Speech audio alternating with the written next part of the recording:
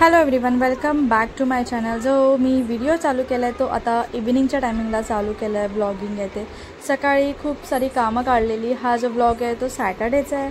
So आता चहा ठेवत होती आणि सॅरलेक्स आता 1 मंथ होऊन गेलेला ऑलमोस्ट। सो आता एवढं सगळं वेस्ट आता हे फेकण्यात जाईल आणि येत्या आता म्हणजे नेक्स्ट ह्या रविवारी मी पिल्लूला होममेड सॅरलेक्स करणार आहे। जो पुढचा ब्लॉग असेल तो सॅरलेक्स असेल। चहा माझी रेडी झाले।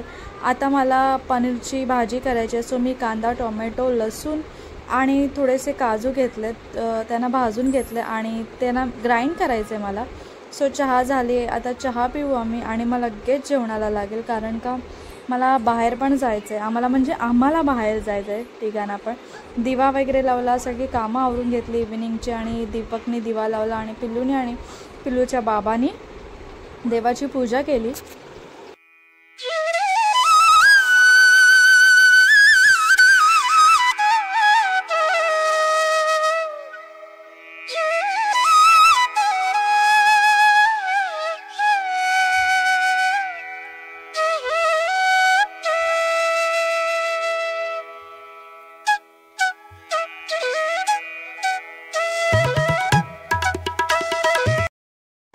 त्याच्यानंतर पिल्लूला करायचं होतं शेक। सो इथे तिला मी दूध दिलेलं अमूल स्प्रेचं, म्हणजे फॉर्म्युला मिल्क दिलेलं, ते थोडंसं उरलेलं। मग सो हेच यूज केलं मी, कारण का हे विदिन हाफ ॲन आवर आपण यूज करू शकतो, 1 आवर नंतर यूज नाही करू शकत। सो मी हे यूज केलं। त्याच्यामध्ये केळं टाकलं एक आणि थोडंसं गूळ टाकलं।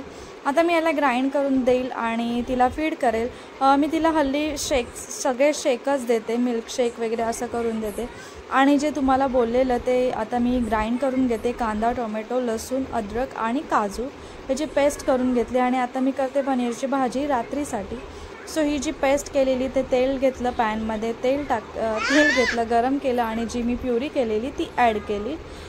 पनीरची भाजी अगदी सोपी आणि पटकन होते। जो सुहाना मसाला असतो तो पुढे मी तुम्हाला दाखवेल, तोच यूज करते, दुसरं मी असं काही वेगळं यूज करत नाही। सो हा सुहाना मसाला आहे, जे लेफ्टओवर पाणी उरलेलं मिक्सरमध्ये पाणी टाकलेलं, त्याच्यामध्ये मसाला होता तो काढला आणि त्याच्यामध्ये थोडंसं ॲड केलं पनीर मसाला सुहानाचा। अगदी दोघांसाठी हवे होते आणि जास्त करायचे नव्हते, त्याच्यामुळे पुरा पॅकेट नाही घेतलं। ते आम्हाला पॅकेट अगदी 3 टाईम 2 टाईम कधीही चालू शकतं, म्हणजे सॅटर्डे संडे असला तर फक्त 2दा होऊन जातं। दीपकच्या ऑफिसला असेल तर 2 टाईम ते पॅकेट होऊन जातं आम्हाला। सो मी जे मसाला आहे तो पाण्यामध्ये असं मिक्स करून घेतला, तुम्ही दुधामध्ये पण करू शकता।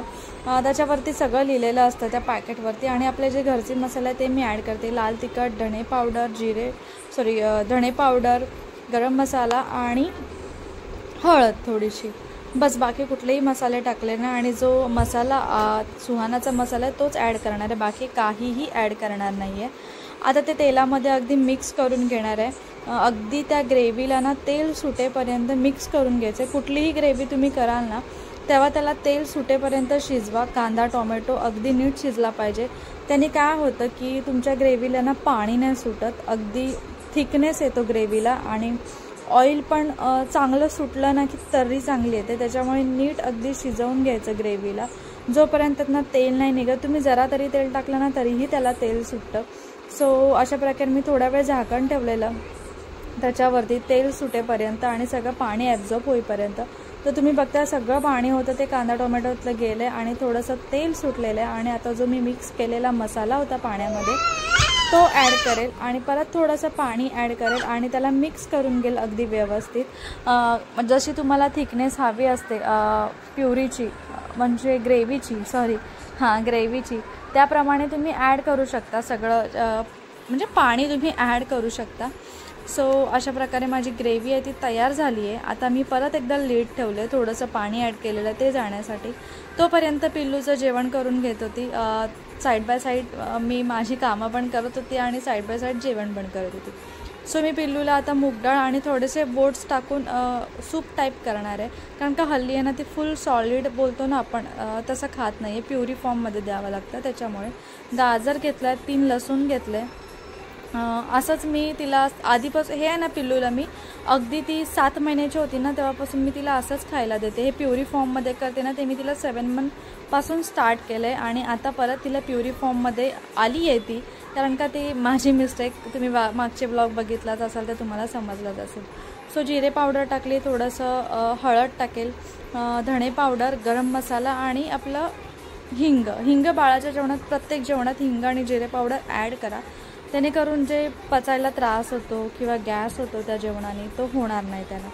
सो अशा प्रकारे पिल्लूचं जे आहे ते बॅटर तयार झाले. आता त्याला फक्त शिटी मारायचे 3-4 की ते शिजलं आणि मग त्याला मिक्सरमध्ये ग्राइंड करायचं आणि मग फीड करायचं. तुम्ही तुमच्या बाळाला ना असं खाऊ घाला, तुम्हाला मी नक्की सांगते. आणि थोडंसं तूप घाला, नक्की सांगते. बाळाची वेट पण गेन होतं, बोन पण स्ट्रॉंग होतात, मसल्स पण स्ट्रॉंग्स होतात आणि इम्युनिटी पण वाढते. जर तुम्ही बाहेरचं असं देत राहिलात ना तर त्यांच्या अंगाला तेवढं लागत नाही. जेवढं घरचं अंगाला लागतं ना तेवढं बाहेरच्या गोष्टी बाळांच्या अंगाला लागत नाही. तुम्ही सॅरलॅक्स पण देऊ शकता होममेड. नेक्स्ट ब्लॉग असेल तो सॅरलॅक्स असेल. 2 प्रकारचे मी सॅरलॅक्स करणार आहे. 6 मंथपासून तुम्ही अगदी तो 7-8 पर्यंत देऊ शकता आणि अबोव 1 इयर कसं करतात ते पण मी तुमच्याजवळ येत्या ब्लॉगमध्ये शेअर करेल, तर तुम्ही नेक्स्ट ब्लॉग पण नक्की बघा. सो अशा प्रकारे तूप टाकले आणि आता थोडं लीड लावेल त्याला आणि 3-4 शिट्या घेईल. ते होईपर्यंत मी आता साईड बाय साईड माझी भाजी झाली. तुम्ही बघताय तेल, सो बघताय तुम्ही कशा प्रकारे तेल सुटलं आहे ते. आता त्याच्यामध्ये हवे तसं पाणी ॲड करायचं. थोडंसं मी नॉर्मल पाणी ॲड केलं. तुमच्याकडे जर गरम पाणी केलेलं असेल आणि तुम्हाला टाईम असेल तुम्ही गरम पाणी पण ॲड करू शकता. सो मी परत येते त्याला मिक्स करून घेतलं आणि पाणी ॲड केलं. मी साधं पाणी ॲड केलं कारण का भाजी करायला ऑलमोस्ट उशीर झालेला, खाली गेलेलो ना त्याच्यामुळे, आणि खाली पण टाईम गेला थोडा फिरलेलो त्याच्यामुळे. आणि आता पनीर ॲड करेल आणि परत थोड्यावर लीड ठेवेल आणि मग झालं जेवण. मग भांडी वगैरे घासून घेईल कारण का 2 टाईम आमची खाली फेरी झाली, जेवण करायच्या आधी आणि जेवण झाल्यानंतर. सो तुम्ही पुढे ब्लॉग कंटिन्यू बघा. सो पनीर ॲड केलं आणि बस, जास्त काही ग्रेव्ही केली नाही. आणि ही जरा ग्रेव्ही मला जास्तच वाटली कारण का ही परत उरणार होती. आता ती दुसऱ्या दिवशी ते काहीतरी करावं लागेल मला. त्याचं मीठ ॲड केलं त्याच्यामध्ये थोडंसं आणि अशा प्रकारे आहे ती भाजी रेडी आहे. थोडंसं तुम्हाला हवे तसं प्युरी तुम्ही कन्सिस्टन्सी ठेवू शकता, थिक पातळ कसं हवे तसं तुम्ही ठेवू शकता. सो आता परत एकदा मी त्याच्यावरती लीड ठेवेल आणि माझी भाजी आहे ती रेडी. आणि त्याच्यानंतर मग भाजी आणि कुकर होईपर्यंत मग पटकन भांडी वगैरे घासून घेतली कारण का मग परत जास्त भांडी होऊन जातात रात्रीला. सो मी असंच करते, जेवण झालं ना की पटकन भाजी आहे ती भांडी आहे ना ती घासून घेते. जी जेवणाची आपण जेवण करतो तेव्हा जी भांडी असतात ते झाल्यानंतर आम्ही खाली निघालेलो असंच पिल्लूला फिरवायला कारण का थोडंसं टोमॅटो वगैरे पण संपलेले ते पण आणायचे होते. सो आम्ही आता खाली जात होतो. पिल्लूला लिफ्ट वगैरे सगळं समजायला लागलं. फक्त एवढंच आता चालायला लागले, पण थोडासा बॅलन्स अजून पण एवढा प्रॉपर झाला नाही आहे, पण चालायचे प्रयत्न चालूच असतात तिचे. आणि तिला हल्ली आम्ही न्यू शूज घेतले, ते थोडे होते ना ते आवाज येतो ना स्क्वीझिंगवाला ते होते आणि ह्याला स्क्वीझिंगचा आवाज नाही येत. आम्ही डीमार्टला गेलेलो सो तिथे दिसलेले म्हणून घेतलेले. अगदी हलके आहेत आणि तिला चालायला पण जरा बरं वाटतं त्याच्याने. आणि जे आधी आहेत ना तिच्याकडे शूज ते थोडेसे हेवी आहेत, लाईट वेट नाही आहे. आणि आता मी चाललो आहे, ती बरोबर तिला कळतं की बाहेर कुठे जायचं आहे काय ते. आणि नंतर बाहेर गेलो, थोडासा टाईम स्पेंड केला, फिरलो वगैरे आणि मग घरी आलो. पिल्लूचे कपडे वगैरे चेंज केले लगेच कारण का तिला आल्या मी परत एकदा चिक्कू भरवलेला नॉर्मल असा, त्याच्यामुळे तिचे कपडे वगैरे चेंज केले. आणि आता तिला सॉंग्स लावून दिलेत कारण का मला चपाती वगैरे करायची होती आणि पिल्लूचं पण जेवण प्रिपेअर करायचं होतं, म्हणजे रेडी होतं पण त्याला मिक्सरला वगैरे लावायचं होतं, कुकीला द्यायचं होतं, परत चपात्या करायच्या होत्या त्याच्यामुळे. आणि तिला मी डॉग शो लावून दिलेला तर ती तेच बघत होती. असा काहीतरी आमचा सॅटर्डेचा दिवस गेला. जास्त काही मी तुम्हाला या टाईमला शेअर केलं नाही कारण का थोडंसं कामामध्ये टाईम गेला आणि शूटिंग करता म्हणजे व्हिडिओ करता काम केलं ना की खूप टाईम निघून जातो. त्याच्यामुळे मग मी थोडंसं एक्सटेंड केलं, म्हटलं इव्हिनिंगलाच ब्लॉग चालू करेल. डे टाईममध्ये थोडीशी क्लिनिंग करायची होती ती करून घेतली आणि म्हटलं इव्हिनिंगलाच करेल कारण का थकलेल्या अवस्थेत करायला मग ते असं वाटतं थोडा वेळ बसा मग ते कॅमेरा सेट करा, त्याच्यामध्ये खूप सारा टाईम निघून जातो. सो त्याच्यामुळे. आणि पिल्लूचे बाबा तुम्ही तिकडे बघताय पाठी खाते आणि पिल्लू आमची बघताय त्यांच्याकडे. आणि आता ती खेळण्यांच्या पिशवीमधून बघा कसं खेळणं काढते, अगदी वाकून बघते की तिची रिंग दुसरी आहे ना ती शोधते की कुठे गेली आणि फायनली तिला ती रिंग भेटते. तुम्ही बघालच पुढे. म्हणजे ती आहे ना घाबरते, म्हणजे पिशवीतली खेळणी पटकन अंगावर आली तर, म्हणून ना ती पहिली वाकून शोधते की आहे कुठे. आणि त्याच्यानंतर खेळून वगैरे झालं तिचं, आणि मग तिचं हे असं सूप झालं आहे, थिकनेसमध्ये झालं आहे, कारण का मी ह्याच्यामध्ये टाकलेलं बोट्स त्याच्यामुळे. आणि मी भाजी दाखवायची विसरलेली, सो ही भाजी झाली. दीपकला जेवायला वाढलेलं त्याच्यामुळे ती कमी दिसते. त्याला वाढलेलं आणि पिल्लूला भरवलं, आणि मी म्हटलं थोड्या वेळाने भरवेल, बॅटरी लो होती त्याच्यामुळे चार्ज करायची होती. सगळ्यांचं जेवण वगैरे झालेलं, जेवण काढून ठेवलं आणि भांडी वगैरे क्लीन करायला घेतलं. माझं जेवण झालं आणि तुम्हाला दिसत असेल मी कपडे चेंज केले नाही, कारण का परत आम्हाला नाईट वॉकला खाली जायचं होतं. म्हटलं परत चेंज करा कशाला, म्हणून आहे त्याच्यातच हे करते, कारण का कम्फर्टेबल होती मी. त्याच्यामुळे पटकन आल्याला चपात्या वगैरे केलं, पिल्लूला भरवलं, कुकीला दिलं, मी जेवली, बाकीची कामं आवरली. आणि ॲज युजल आपली किचन क्लिनिंग करावीच लागते. रात्री कितीही जेवण केलं नाही केलं तरी किचन आपल्याला क्लीन करावंच लागतं. सो भांडी आहे ती धुत होती. जास्त भांडी असली ना की मी काय करते, थोडीशी धुते, थोडीशी घासते, थोडीशी धुते, थोडीशी घासते, थोडीशी धुते, हीच प्रोसेस करते, जेणेकरून ना असं वाटतं हां आता भांडी कमी आहेत. त्याच्यामुळे मग माझं हीच प्रोसेस चालू होती जेव्हा भांडी खूप पडतात तेव्हा. आणि आज आहेत ना खूप सारी भांडी झालेली, कारण का पिल्लूला 2 टाईम फ्रूट्स भरवलेले. दीपक घरी होता त्याच्यामुळे त्याला लस्सी वगैरे केलेली आणि असं चालू होतं, त्याच्यामुळे भांडी खूप सारी पडून गेलेली. चहा 2दा झालेला. सो भांडी वगैरे आता पटपट घासून घे.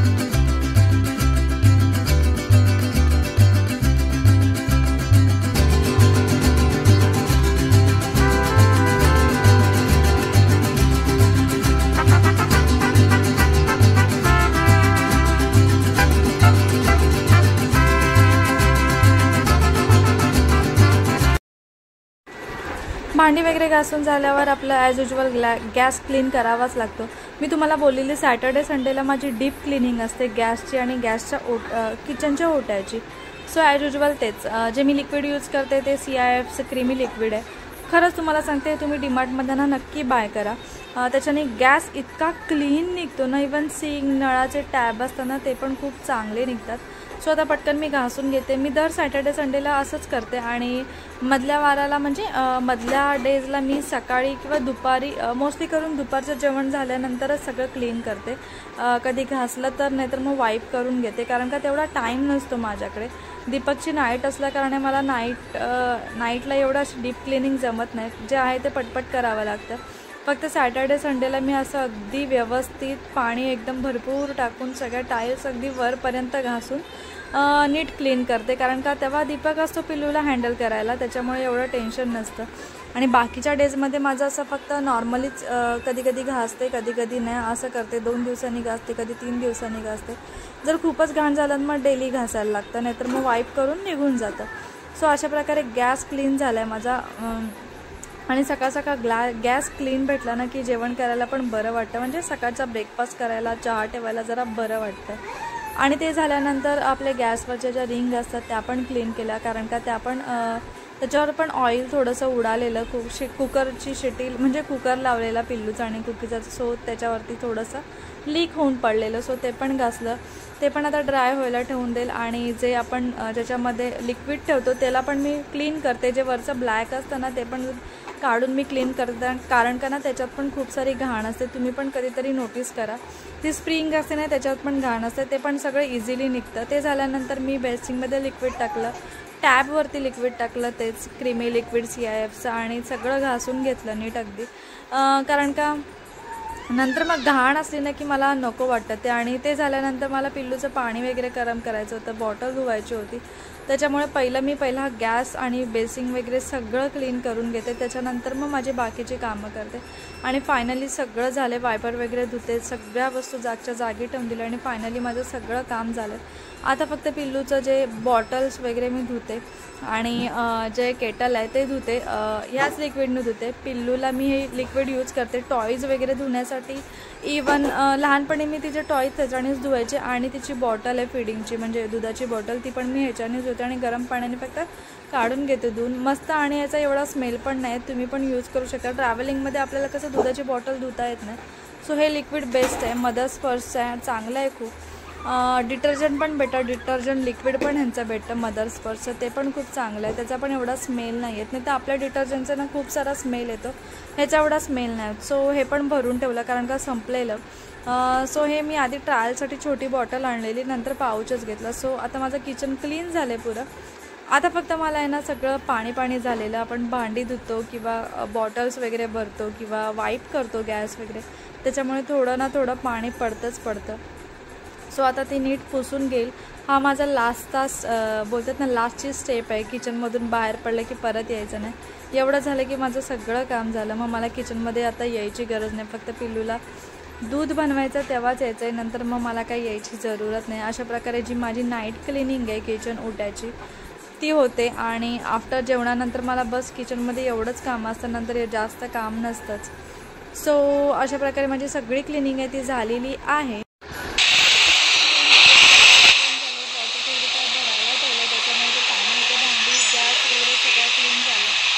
बॉटल सुकत ठेवलं, चार्लेटसुद्धा भरून ठेवलं होती, ड्रिंक्स वगैरे जास्त मी बघते अगदी क्लीन निघालं. सो इकडचा पण होता क्लीन झाला सर्विस प्लॅटफॉर्म आणि पिल्लूचं आता सगळं रेडी आहे, फक्त दूध बनायचं बाकी आहे. सो आजचा व्हिडिओ मी इथेच एंड करते.